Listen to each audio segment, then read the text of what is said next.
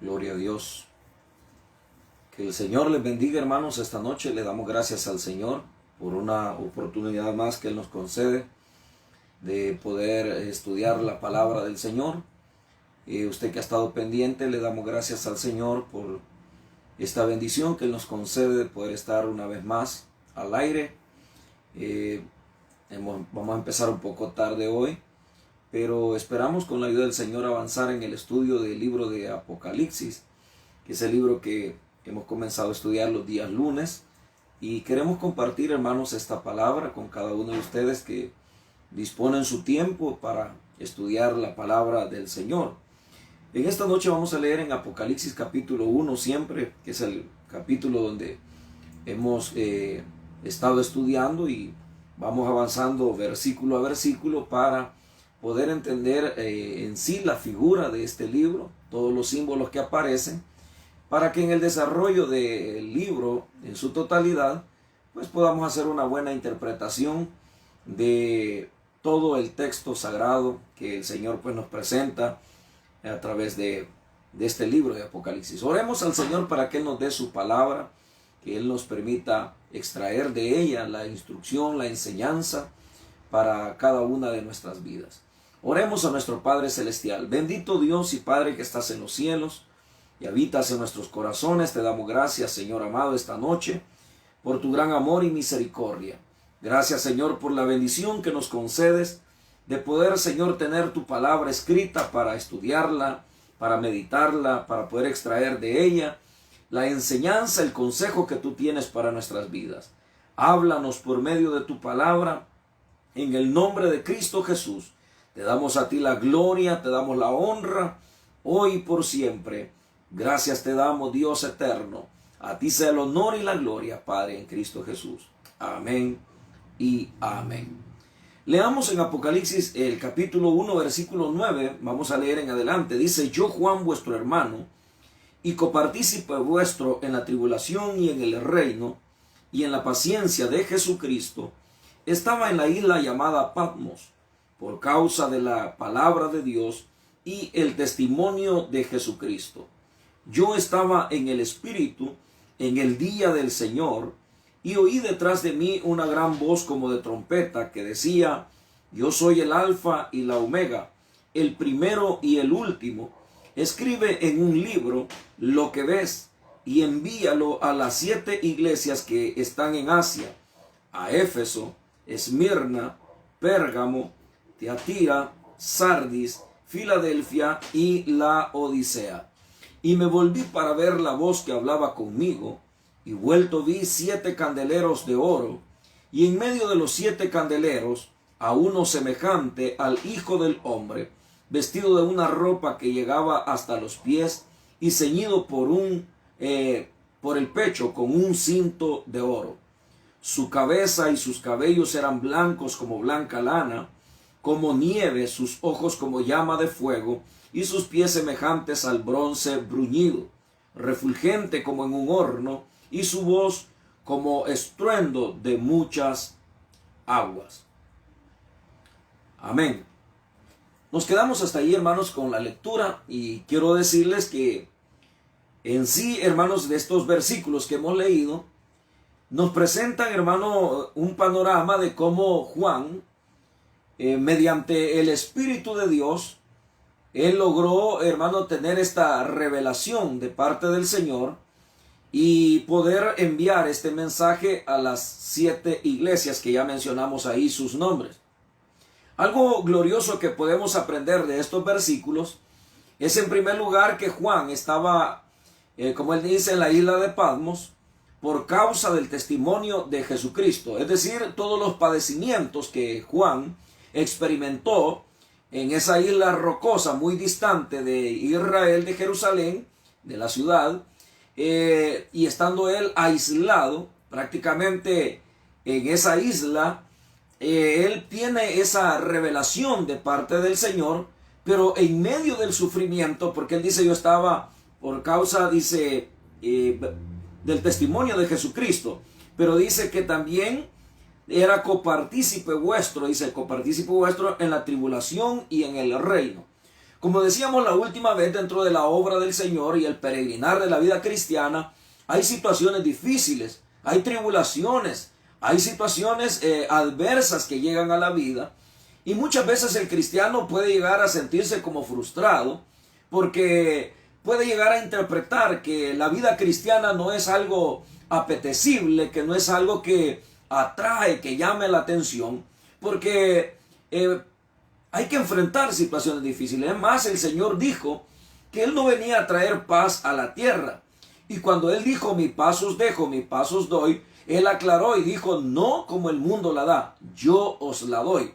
Es decir, que es una paz que se puede disfrutar aún en medio de las situaciones de adversidad, aún en medio de las situaciones difíciles, si la persona se mantiene dando buen testimonio, buscando de Dios, buscando la gracia, la presencia del Señor, llenándose de su Espíritu Santo. Todos aquellos problemas difíciles que la vida se pueden enfrentar, pues se verán como dice el apóstol Pablo, como cosas que nos ayuden para bien, porque amamos a nuestro Señor.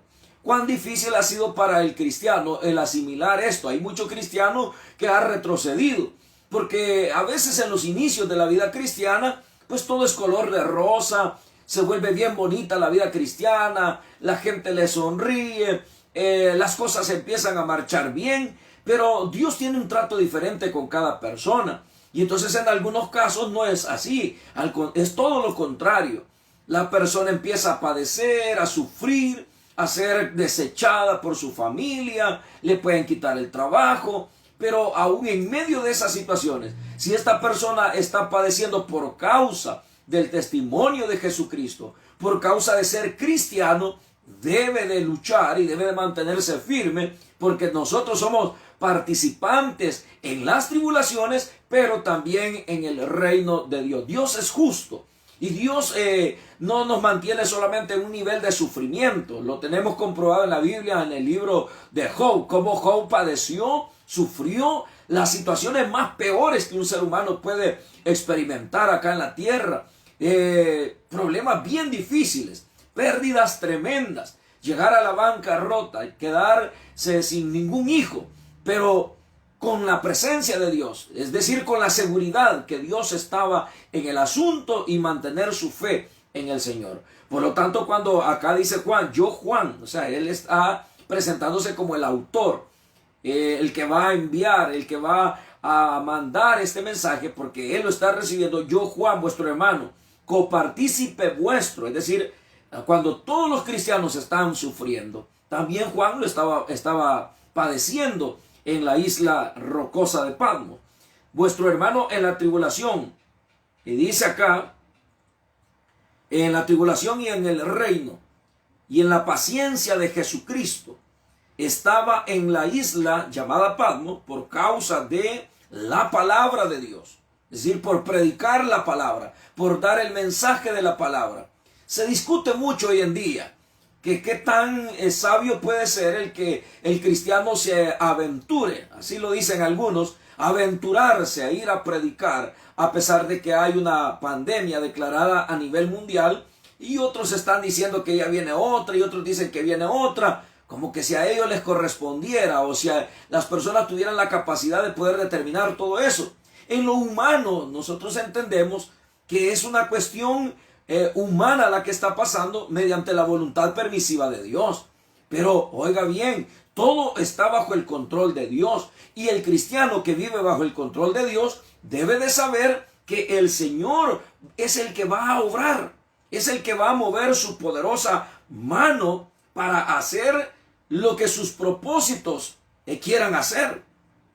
Entonces él dice que estaba ahí, dice, por el testimonio, por la palabra de Dios y por el testimonio de Jesucristo. Dos elementos importantes: dar testimonio de Jesucristo y la palabra de Dios. Si usted padece, si yo padezco, si sufrimos por llevar la palabra de Dios, alguno probablemente diga: tonto, bobo, mejor hubieras estado escondido, mejor no hubieras salido, no hubieras predicado, no hubieras llevado el mensaje, no hubieras orado por los enfermos. Pero eso es lo que el hombre puede decirte. Pero ¿qué es lo que Dios te está diciendo? A cualquiera hubiera dicho, pobrecito Juan, bobo, ¿por qué no renegó del Señor? ¿Por qué no dejó de predicar? ¿Por qué no dejó de dar testimonio de Jesucristo? No, que esperó a que lo agarraran, lo capturaran y lo mandaran exiliado, estuviera alejado de su familia, de todo el bienestar que pudiera haber tenido con haber renunciado al Señor. Para algunos hubiera sido un tonto Juan, pero no es así, porque ahora, cuando él está en ese lugar y está por causa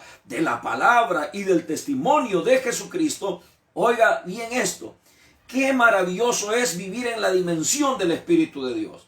Cuando un cristiano vive en la dimensión del Espíritu de Dios, no hay cosa que le atemorice. No hay nada que le pueda detener. No hay nada que le pueda avergonzar, ni le pueda, hermano, hacer temblar, sino que se va a mantener seguro en las manos del Señor. Se va a mantener seguro en las promesas de nuestro Dios. Esto es bien importante, porque en ese mover, en esa vida que se mantiene conectada con Dios, es ahí donde el Espíritu de Dios fluye.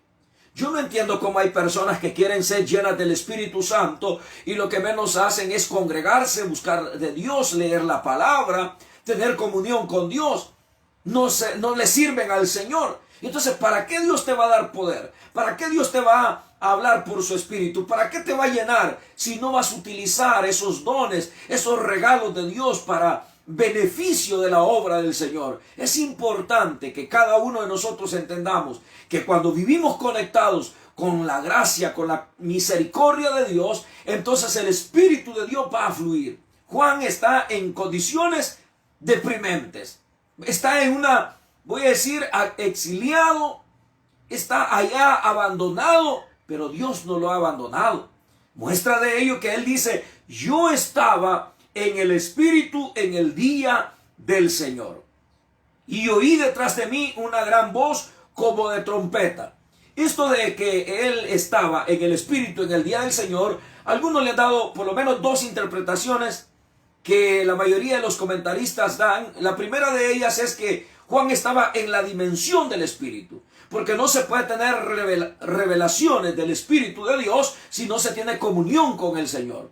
Pero cuando la persona está en soledad y está buscando de Dios, al igual que Pablo, Dios le hablaba por su Espíritu, Dios lo consolaba, lo fortalecía, lo animaba en medio del caos, en medio de las tribulaciones. Asimismo, ahora Juan está en el Espíritu. Si usted lee el capítulo 7 del libro de los Hechos, del 50 en adelante, dice, pero Esteban, lleno del Espíritu Santo, vio la gloria de Dios, vio el cielo abierto, vio al mismo Jesús. Es en la dimensión del Espíritu donde uno puede percibir grandes cosas, como dice la Escritura, cosas que ojo no vio, ni oído escuchó, ni llegaron a la mente ni al corazón de los hombres, son las que Dios ha preparado para los que le aman.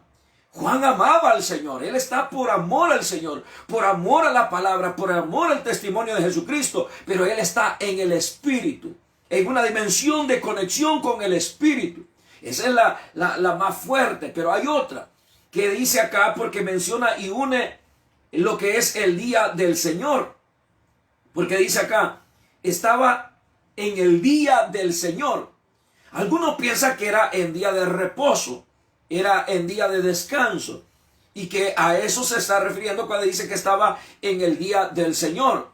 Otra interpretación dice que por medio del Espíritu Santo, al igual como el Señor le dio la promesa a Juan, que él vería sus días, vería la venida del Hijo de Dios, cuando le dijo a Pedro, deja que si yo quiero que él esté hasta que yo venga, que a ti. Entonces algunos interpretan que en este momento se está cumpliendo esa palabra profética del Señor que le estaba dando a Juan para poderle hacer entender que un día él podía ver el día del Señor, es decir, el día cuando él empezará a accionar en contra de este mundo y empezará a revelar sus juicios. Pero como aquí estamos en la introducción de lo que es el libro de Apocalipsis y los juicios todavía no han comenzado, algunos interpretan que el día del Señor se refiere al día de reposo, al día de reposo. Bueno, uno puede quizás, hermano, buscar la interpretación que más se apegue al texto. Y lo que uno puede entender es que si realmente el Señor le va a revelar, porque el día del Señor en el Antiguo Testamento aparece como un día de juicio. El día del Señor vendrá como ladrón en la noche. El día del Señor vendrá con estruendo, vendrá con juicio. Entonces, el día del Señor en el Antiguo Testamento era una referencia al momento de los juicios de Dios. Entonces, unamos los dos versículos, las dos frases. Él estaba en el Espíritu, conectado con el Espíritu le revela el día cuando el Señor habría de accionar. Esa es la interpretación que más uno puede como asimilar, porque las otras quedan un poquito inconclusas. Pero sigamos, dice acá, y dice, y oí detrás de mí una gran voz como de trompeta. Es este mismo lenguaje que aparece en 1 Tesalonicenses 4:16, cuando dice que el Señor con voz de mando, con voz de arcángel y con trompeta de Dios. Es decir, la voz del Señor es una voz, hermano, terrible. Tanto que allá en el monte Sinaí, cuando los israelitas la escucharon, tuvieron temor y le dijeron a Moisés, sube tú, pero no dejes que Dios hable con nosotros porque nos va a matar. O sea, causaba pánico la palabra con estruendo, como un trueno de Dios, hermano, la voz misma de Dios. Así que, hermano, este lenguaje lo vamos a ir viendo en muchos versículos de este mismo libro. Dice que esa voz como de trompeta decía, yo soy el alfa y la omega. Ya explicamos que se refiere a la primera letra del alfabeto griego y la final. Y decíamos que en el alfabeto griego hay dos O, la omicron, que es la O corta, y la O larga, que es la omega, que es la última letra del alfabeto griego, y la alfa, que es la primera letra. Por eso es que cuando dice, yo soy el alfa y la omega, está diciendo, soy el que comenzó todo, soy el dueño de la historia, soy el que soy, o sea, no tiene principio ni fin, pero Él comenzó la historia, Él la va a continuar y Él la va a culminar. No hay nada que se pueda interponer entre lo que es el trato de Dios con la humanidad. Él es allá en Génesis, en el principio, creó Dios los cielos y la tierra, y usted lee Juan 1:1, dice, en el principio era el verbo y el verbo era con Dios, el verbo estaba con Dios y el verbo era Dios. Siempre vamos encontrando al mismo Señor, hermano, en toda la historia del cristianismo. Luego dice, yo soy el alfa y la omega, y dice él, aquí ya interpreta y dice, el primero y el último. Escribe en un libro lo que ves. Oiga, esto es tremendo. Ningún cristiano, ningún siervo de Dios, ningún apóstol que fue el apóstol del Cordero. Oiga bien, esto es importante que usted lo conozca y lo sepa, porque por ahí andan muchos llamándose apóstoles. No existen apóstoles en la calidad de los apóstoles del Cordero. Los apóstoles del Cordero tuvieron la característica, oiga bien, la característica de haber caminado con el Señor, haber tenido la revelación del Señor, haber visto al Señor, haber recibido la palabra del Señor. Esa es una característica, porque la revelación se cerró con el canon de la Biblia. No hay más revelación fuera de la Biblia. Si Dios le va a revelar algo, se lo va a revelar en base a la revelación que Él ya dio a sus profetas y por medio de nuestro Señor Jesucristo a toda la cristiandad de toda la historia. No hay más revelación. Que alguien aparezca ahí diciendo, esto no está en la Biblia, pero Dios me lo reveló anoche a mí. Eso es mentira. No lo crea. No se puede creer. ¿Por qué? Porque a los que Dios llamó como apóstoles, Él les habló. Y se iban a escribir algo, Él les autorizaba para que escribieran. Él daba la orden. El canon no estaba terminado. No había canon de la Biblia. Estaba incompleto, solamente habían algunos libros, pero en la medida que Dios iba dando la revelación, se iba complementando el canon de la Escritura. Entonces ahora dice, escribe. Es el Señor el que le está diciendo, escribe. No es que Juan se lo va a inventar, no es que Juan siente algo o está experimentando algo, no, es que Dios le va a decir lo que va a escribir. Dice, escribe en un libro lo que ves y envíalo a las 7 iglesias que están en Asia, a Éfeso, Esmirna, Pérgamo, Tiatira, Sardis, Filadelfia, Laodicea. Ya dijimos que no es que había solamente estas 7 iglesias. Había muchas iglesias más en este tiempo, ya si fuera el año 96 después de Cristo, cuando se escribe este libro. Entonces estamos hablando casi un siglo de historia. Ya había muchas iglesias, pero estas iglesias de Asia fueron diseñadas o las eligió el Señor porque eran las que llenaban las características de toda la iglesia del presente, en el momento que Juan está escribiendo, luego la iglesia del futuro, o sea, la iglesia que habría de desarrollarse en el tiempo y la iglesia del futuro. Llenaba todas las características y vamos a ver en los estudios de las 7 iglesias cómo esas características surgen en todo el tiempo de la iglesia y que hasta el día de ahora se cree que ya estamos llegando al tiempo, hermano, de la última iglesia, que es la iglesia de la Odisea. Así que, pero eso lo vamos a ver más adelante. Dice acá, y me volví para ver la voz que hablaba conmigo, y vuelto vi 7 candeleros de oro. Ya dijimos que el número 7 habla de perfección. Y si aquí estamos hablando de 7 candeleros de oro, ya va el Señor más adelante a explicar, por medio de Juan, a qué se refieren estos 7 candeleros.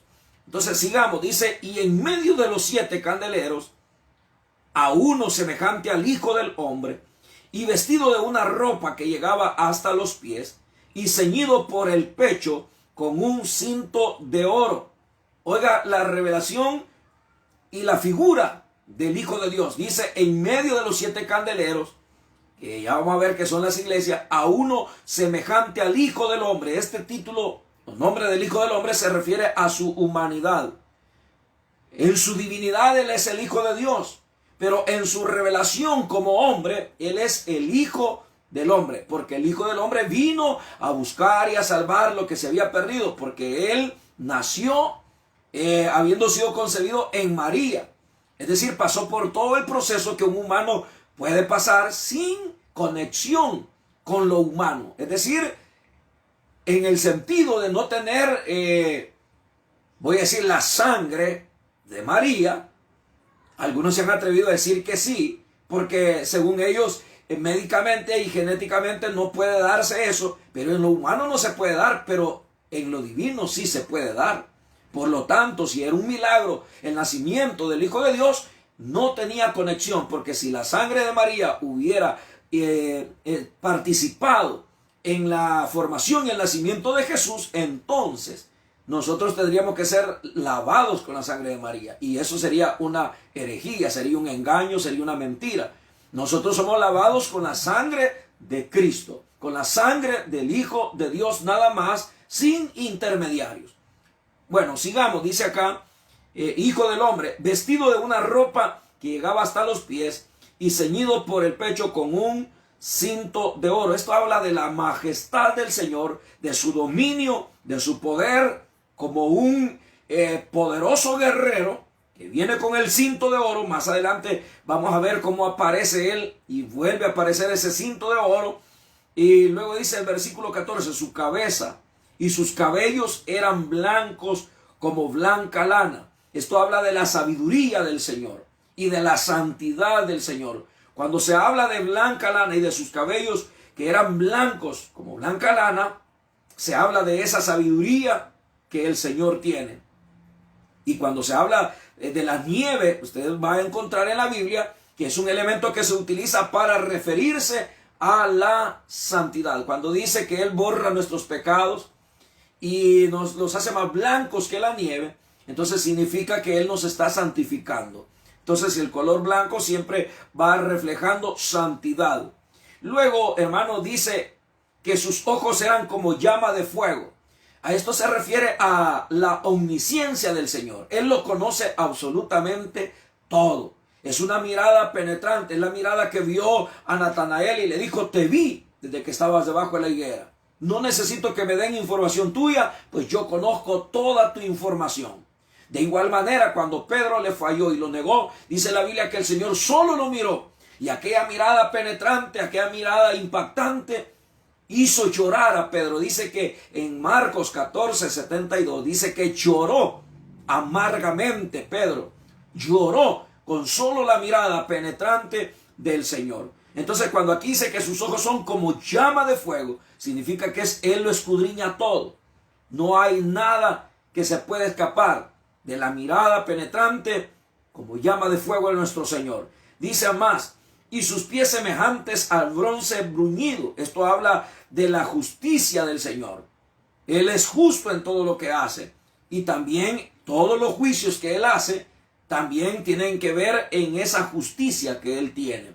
Dice que es refulgente como en un horno y su voz como estruendo de muchas aguas. Es decir, ya hablamos del impacto de su palabra. Y dice más, voy a leer incluso el 16. Tenía en su diestra 7 estrellas. De su boca sale una espada aguda de 2 filos. Eso lo encontramos en Efesios. ¿A qué se refiere a esa espada? Se está hablando de su palabra. Es una palabra que hiere, pero que también sana. Es una espada de 2 filos. Te hiere, pero también te sana. Dice, y su rostro era como el sol cuando resplandece en su fuerza. Ahí estamos viendo, hermano, el impacto glorioso de la presencia del Señor. Es decir, que sobrepasa cualquier luz. Si usted lee el capítulo 9 del libro de los Hechos, cuando el apóstol Pablo es derribado por aquella luz gloriosa que lo impacta, que lo cega, y luego le va a abrir los ojos para que solamente vea su gloria y su presencia. Pero fue en pleno mediodía que apareció aquella luz y lo rodeó, lo derribó al suelo y lo convirtió en lo que fue el gran apóstol Pablo. Entonces, hermano, más adelante vamos a ver qué significan las 7 estrellas. Pero hasta aquí nos vamos a quedar, hermano, para poder ver cómo el Señor se revela a la vida, no como el Cristo que la gente, hermano, anda anunciando. Un Cristo que no puede ayudarle a nadie, que no puede cuidar a nadie, que no puede sanar a nadie. Yo no sé cómo podemos hablar de un Cristo vivo, de poder, de misericordia, de grandeza, pero nosotros no creemos en esa grandeza, no creemos en que realmente Él pueda obrar. La iglesia debería estar creyendo que si el Señor, oiga esto, que si el Señor en el momento que estamos viviendo, Él todavía no ha venido a esta tierra, todavía no se están desatando los juicios de Dios. Eso va a ser cuando, después de que Él venga. Entonces, ¿qué le queda a la iglesia? Seguir clamando al Señor para que el Señor tome el control, el dominio de todo. Y ya sea, hermano, en momentos de crisis, en momentos de hambrunas, en momentos de ¿qué? De pestes o de virus, poder seguir confiando que Él es nuestro sanador, que Él es nuestro Señor, que Él es el que sostiene nuestra vida, que Él es el que nos ayuda, que Él es el que nos guarda, que Él es, hermano, el único que nos puede sostener y nos puede cuidar. Vale la pena que confiemos en ese Señor y que mantengamos esa comunión con el Señor. ¿Qué hubiera pasado si Juan no se hubiera mantenido allá en la isla de Patmos en ese nivel de espiritual, en esa conexión, comunión con el Señor? ¿Cómo hubiera habido esta revelación? Pero ahí usted ve lo importante de vivir en la dimensión del Espíritu para que la presencia y la gloria de Dios se manifieste. Ahora que Juan está en el Espíritu y ahora está recibiendo toda la revelación de quién es el Señor, lo está viendo en una forma gloriosa. Fíjense que es increíble, y con esto termino. De todos los evangelistas, de los 4 evangelistas, Mateo, Marcos y Lucas, Juan es el único que presenta a Jesús como el eterno Dios, como el Hijo eterno, como el Hijo que no nació de María, sino como el Hijo eterno de Dios. Ahora Él está recibiendo una revelación de ese eterno Hijo de Dios, ya resucitado, glorificado, con aquella gloria que había tenido al inicio con el Padre. Ahora se está manifestando a Juan y lo está viendo en una forma más gloriosa. Qué bueno es que Dios nos diera a nosotros hambre y sed para seguir, hermano, buscando la revelación del Señor, que Él se revele a nuestras vidas en una forma gloriosa. Seríamos más santos, seríamos más honestos, seríamos más cristianos, seríamos más sensibles a las necesidades, seríamos mejores creyentes si tuviéramos una revelación gloriosa del Señor en nuestras vidas. Pero eso se logra viviendo en el Espíritu. Que Dios, hermano, nos ayude. Que nos ayude a botar toda tibieza espiritual. Que nos ayude a despojarnos de todo, hermano, la mundanalidad que pudiera haber. Da pena cristianos reventando cuetillos, cristianos gastando el dinero en lo que no es pan, cristianos pensando en fiestas paganas cuando nuestra alegría y nuestro gozo es el Señor. A mí no me moleste que usted queme su dinero, al fin y al cabo es su dinero, pero es la bendición que Dios le da. Dice la Biblia, no gastéis el dinero, dice Isaías, en lo que no es pan, en lo que no aprovecha. Ahórrelo, porque ya vienen los estudios de los niños y hay que tener dinero para pagarles, para comprarles uniformes, para comprarles cuadernos, para ayudarles. Eso hay que hacer, hay que ser muy sabio. Que Dios, hermano, le bendiga, nos bendiga a todos y nos ayude. Oremos al Señor. Bendito Dios y Padre que estás en los cielos y habitas en nuestros corazones. Señor, te damos gracias porque tú eres bueno, porque para siempre es tu misericordia. Gracias te damos, Señor, porque allá, Señor, en la isla de Patmos, en ese lugar rocoso, Señor, abandonado, quizás, Señor, sin ninguna esperanza de vida, pero al vivir en esa comunión contigo, al estar padeciendo por causa de tu palabra y del testimonio de tu Hijo amado, tú, Señor, le diste esta revelación a Juan y él pudo contemplar tu gloria, pudo contemplar cómo tú eres, Señor amado, como el Señor de llama, de ojos de llama de fuego, con pies de bronce bruñido, con características muy especiales, con esa espada de dos filos, con esa palabra, esa mirada penetrante, fulminante. Señor, gracias, porque en los momentos de búsqueda de ti, tú, Señor, te revelas a nuestras vidas. Ayúdanos, Padre, para conocerte más, para que podamos tener hambre y sed de conocerte más. Quita toda pereza espiritual de la vida de tus hijos y permítenos, Señor, gozar de esa comunión gloriosa. Padre, en el nombre de Jesús, reprendo toda obra de las tinieblas. Espíritus de temor, de comodidad, espíritus, Señor, que se están, Dios mío, moviendo en muchas personas para acomodarlas, para atemorizarlas, para hacerlas desistir de tus caminos. Señor, reprendo todo ese espíritu en el nombre de Jesús y que tu Espíritu Santo, Señor, gobierne, seduzca nuestras vidas, nos atraiga a tu presencia. En el nombre de Jesús, en el nombre de Cristo, te damos gloria, te damos honra a ti, Señor. Padre, en el nombre de Jesús, te pedimos por todos aquellos que están, Señor, contagiados con el COVID-19. Señor, te pedimos en una manera muy especial por Abraham Miranda, para que seas tú, Dios mío, el que intervengas con poder, los sanes. Señor, limpia sus bronquios, limpia sus pulmones. Cuida, Señor, de cada miembro, cada órgano de su cuerpo. Señor, ten misericordia de su esposa, de sus niños. En el nombre de Jesús, obra sanidad, Señor. Por tus llagas hemos sido curados. No hay nada imposible para ti. Reprendemos, Señor, esa pandemia de la familia Miranda. En el nombre de Jesús le echamos fuera, Dios mío. Y que ellos gocen de salud, gocen de bienestar. En el nombre de Jesús, en el nombre de Cristo. Te pedimos por la vida, Señor, de Arístides. Sánalo, Señor. Levántalo para la gloria de tu nombre. Haz una obra gloriosa. Que esos pulmones funcionen. Que esos bronquios funcionen, Señor, como tú los has hecho funcionar. Padre, en el nombre de Jesús, por tus llagas hemos sido curados. Obra ese milagro glorioso, mi Dios. En el nombre de Cristo. En el nombre de Cristo Jesús, te pido por Rosa Lidia. Señor Colocho, sánala. Sana sus pulmones. Haz un milagro glorioso, Señor, en mi hermana Rosa Lidia, Señor. Glorifica tu nombre, Señor amado. Te pido por Rosalía Castillo, sánala, Señor.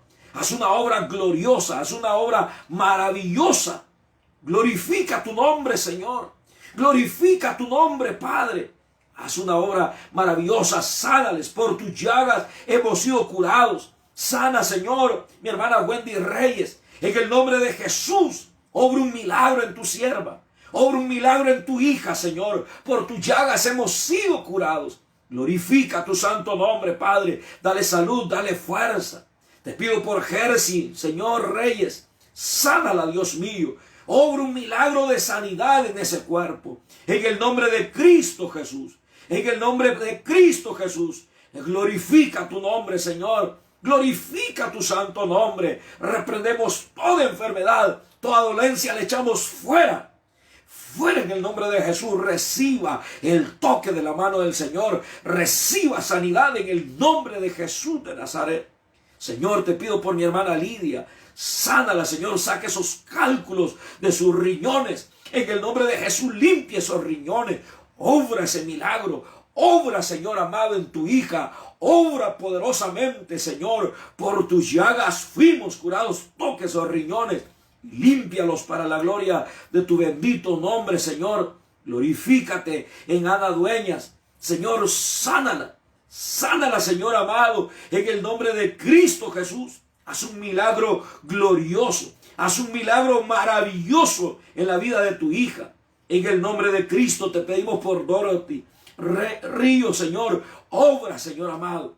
Obra sanidad, Dios mío. En el nombre de Jesús. En el nombre de Cristo. Para ti no hay nada imposible. Ahora recibe en el nombre de Jesús de Nazaret.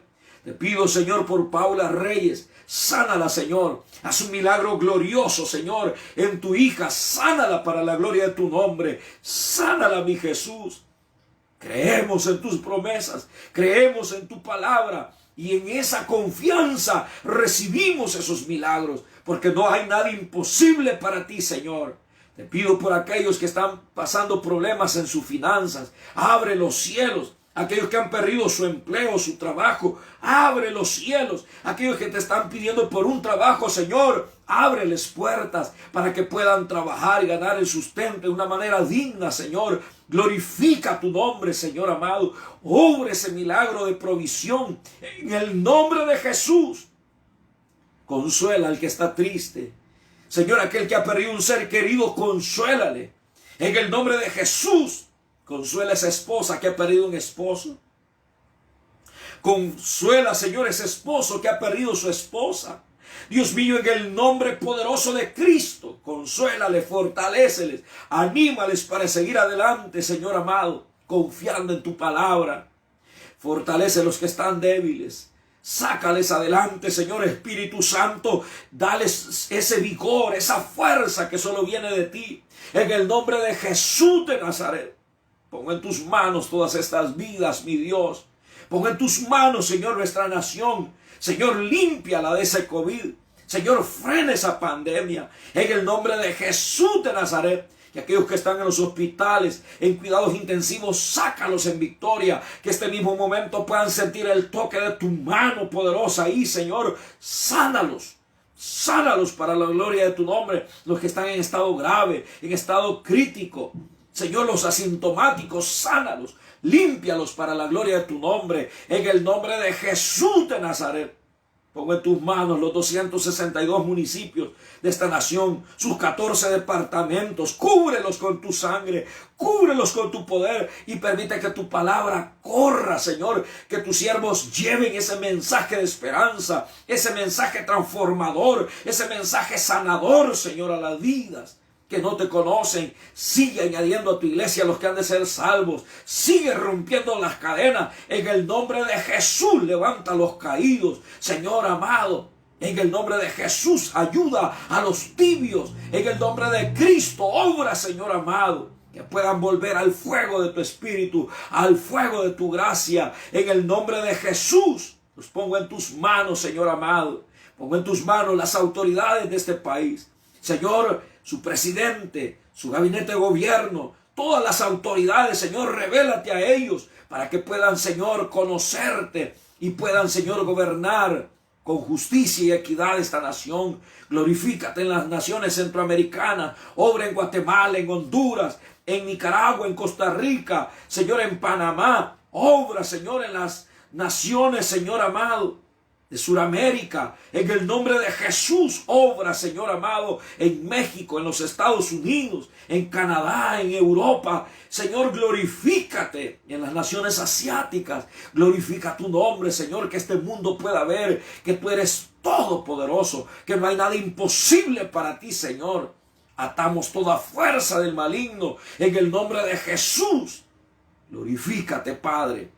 Glorifícate, Señor. Te pedimos por nuestra familia, nuestros hijos, nuestros hermanos, donde quiera que se encuentren, bendícelos. Abre los cielos, derrama tu bendición abundante, que nada les falte, Señor amado. Abre, Señor, los cielos y derrama bendición, Señor, en el nombre de Cristo Jesús. Bendice los ministros de tu evangelio, cada líder, cada anfitrión, cada supervisor, cada pastor, cada coordinador, cada anciano. Cubre, Señor, a cada siervo tuyo. Señor, cúbrelos con tu poder en el nombre de Jesús, en el nombre de Cristo. Pongo en tus manos cada siervo tuyo y sus familias. Protégeles, Señor, y guárdales cada día, Señor. Sigue reactivando tu obra, Señor. Sigue tocando a los anfitriones, a los líderes, los supervisores, para que pueda reactivarse, Señor, cada célula y que aún, Señor, podamos abrir muchas más para que cada colonia, cada comunidad pueda ver que tú eres nuestro Dios todopoderoso y que no hay nada imposible para ti, Señor, y que tú tienes el control, Señor amado, de todo lo que sucede en este mundo. Señor, te lo pedimos en el nombre de Jesús. Gracias te damos. Gracias, Padre eterno. Te alabamos, Señor, por tu gran amor y misericordia. Te alabamos, Dios. Gracias. Recibe toda gloria, Señor. Recibe toda honra. Hoy y por siempre, Señor, gracias por tu fidelidad. Gracias por tu amor. Gracias por tu bondad. En Cristo Jesús hemos orado. Sigue bendiciendo a los niños, Señor, con ropa, calzado, alimentación. Sigue bendiciendo, bendice cada hermano, Señor, que está consciente de la necesidad de tus hijos y de aquellos niños, de aquellos pequeñitos indefensos. Señor, bendícelos. Señor, guárdalos, protégelos. Señor, que siempre haya alimento, ropa, un techo para ellos. En el nombre de Jesús, glorifica tu nombre, Señor, y bendice, Señor, todos aquellos que se preocupan por los pobres, por aquellas personas necesitadas. Bendícele grandemente, Señor. En el nombre de Jesús, te damos gloria y honra a ti, Señor. Gracias. Gracias, Dios. En Cristo Jesús. Amén. Y amén. Gloria a Dios. Hermanos, gracias por su sintonía. Le esperamos el miércoles. Tenemos el estudio de la carta a los romanos. Y la próxima semana vamos a ver... vamos a hablar sobre el Cristo vivo en Apocalipsis. El próximo lunes vamos a estar hablando sobre el Cristo vivo. Vamos a hablar del versículo 17, así que no se pierda ese tema interesante. El Cristo vivo que se le apareció a Juan también está con nosotros. Así que, hermano, adelante, Dios está con cada uno de nosotros. Oremos los unos por los otros para que el Señor esté bendiciendo cada una de nuestras vidas. No deje de congregarse, no deje de buscar a Dios en las células. Están muy interesantes los temas. Así que adelante, hermano. Dios me los bendiga a todos.